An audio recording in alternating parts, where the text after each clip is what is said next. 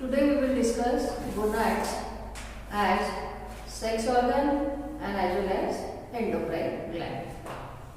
Gonad means sex organ. So testes and ovary, these two are the male and the female sex organ. Besides providing male and the female gamete, they also produce different type of sex hormones. So Leydig cell, that is the cell which is present in seminiferous tubule. Actually, you are not having the idea about the internal structure of the testes and the ovary. So you will have a little bit problem to understand. So I am drawing the diagram. Okay. This is the testes, and inside the testes there are around 250 compartments. Okay. So these are all compartments like this. That inside each compartment there are 3 coiled tubes. Okay, so these 3 coiled tubes, these are called seminiferous tubules, which can produce the male gamete. And in the inner lining of seminiferous tubule there are male germ cell and another type of the cell which is called the Sertoli cell. Okay, seminiferous tubule, so that is a coiled tube. In the inner lining of the seminiferous tubule, male germ cell are there, which can produce male gamete or sperm, and another type of the cell called Sertoli cell, which can provide nourishment to the developing male gamete. And the space in between these seminiferous tubules, I told you there are 3 coiled tubes are there. So in between the tubes, there is one space is there, and in the space also you can find out the tissue is there. So in the space there is another type of the cell which is called Leydig cell. Leydig cell. And this Leydig cell that is producing the hormone, the name of the hormone is androgen. So in the male, whatever the male character you can see, the development of the male sex organ, the development of the secondary sexual character. So that is by the release of the sex hormone, and the sex hormone is released by Leydig cell of testes. Okay. So what is the function? Development, maturation and function of accessory sex organ. The primary sex organ is testes, and to testes there are many other parts which are connected. For example, the sperm duct, epididymis, vas separatia, retitestes. So all these are called accessory sex organ, which are helping to transport the male gamete outside the body. So the maturation and the development of all these accessory sex organ, this hormone is responsible. In male, the muscular growth which is taking place. When male baby becomes adult, then you can see there is increase in the height, there is increase in the growth also. So that is why the release of this growth, this sex hormone. And also there is development of the hair in different parts. Also the aggressiveness also in the male for the hormone, and the low pitch voice. As you grow adult, you can notice that there is change in the voice, male voice. So why there is change in the male voice? So that is by the release of the hormone androgen. Spermatogenesis, that is the process of formation of the sperm or male gamete. So that is also with the help of the hormone. The sexual behavior in the male, then the anabolic effect on protein and the carbohydrates. Protein and the carbohydrate anabolism. You know, metabolism is divided into 2 types, anabolism and the catabolism. Anabolism is a constructive process. So the formation of the protein is taking place, the formation of the carbohydrate is taking place.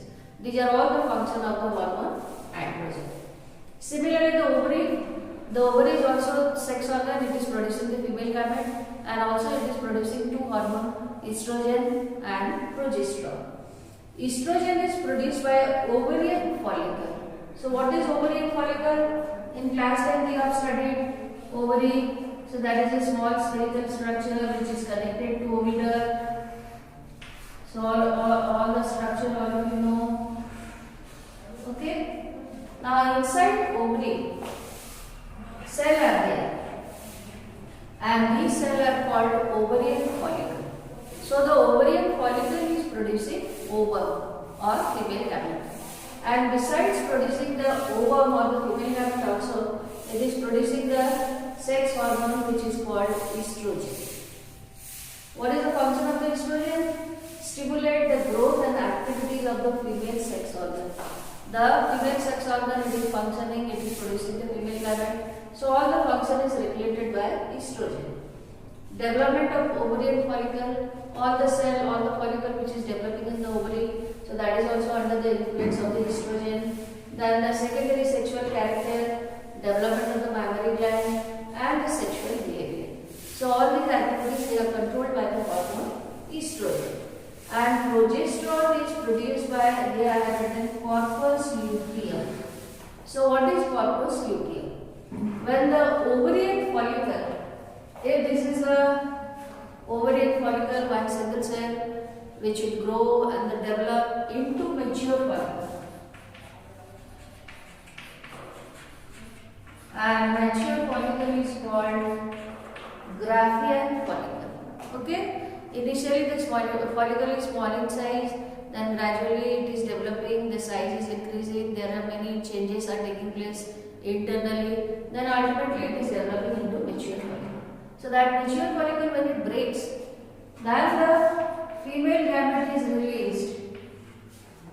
Okay, the ovum, so that is released by the breakdown of the Graafian follicle, and that process is called ovulation. Then after the release of the ovum, all the remaining part of this Graafian follicle, that changes into corpus luteum.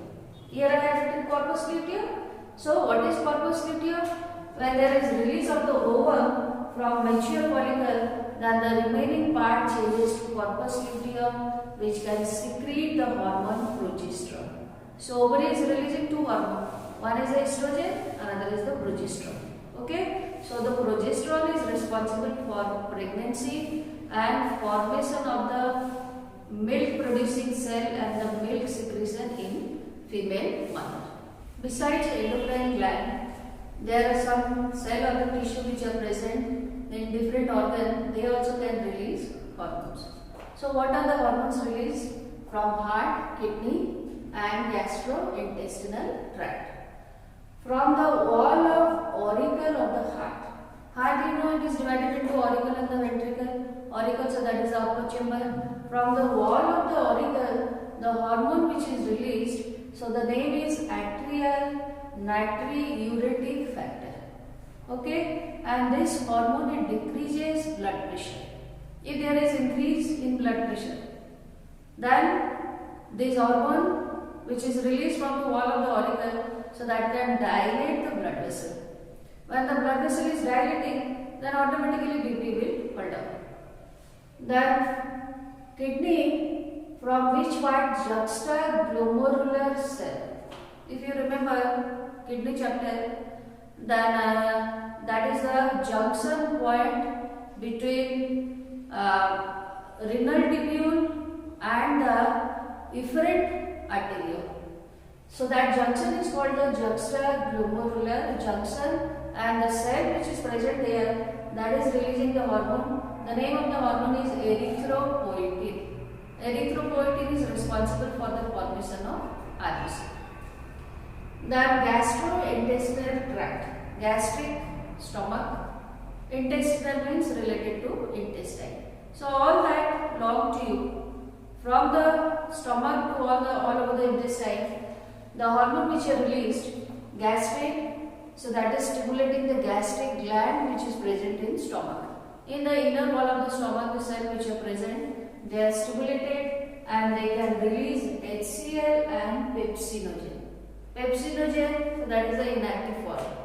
And when it is converted to pepsin, then the protein is digested. Okay? That secretin, that is liberated from pancreas, and it can stimulate the water and the bicarbonate ion absorption. Then the cholecystokinin, so that is released by pancreas and the gallbladder. Pancreas and the gallbladder, these are all the part of the digestive system, and they are releasing enzymes and also they are releasing hormones. So the hormone which is secreted, so that is stimulating the release of pancreatic enzyme and the bile juice. Pancreas is producing the pancreatic enzymes. There are three different types of the enzymes. Similarly, the liver, so that is releasing bile. So they are stimulated and there is release of pancreatic enzyme under bile. Then gastric inhibitory peptide hormone.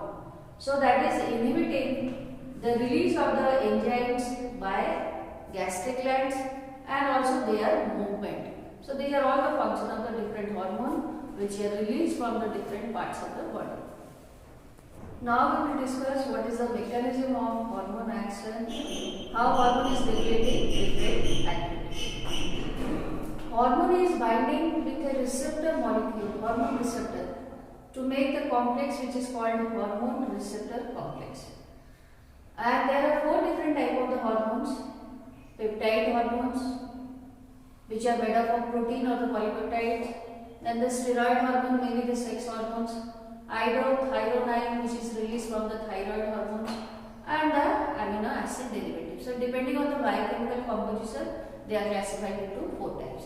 And how the hormone is acting? So there are 2 methods. One is the membrane bound receptor. Hormone, it is released by specific endocrine gland. Then the hormone is binding to the receptor molecule which is present on the cell membrane.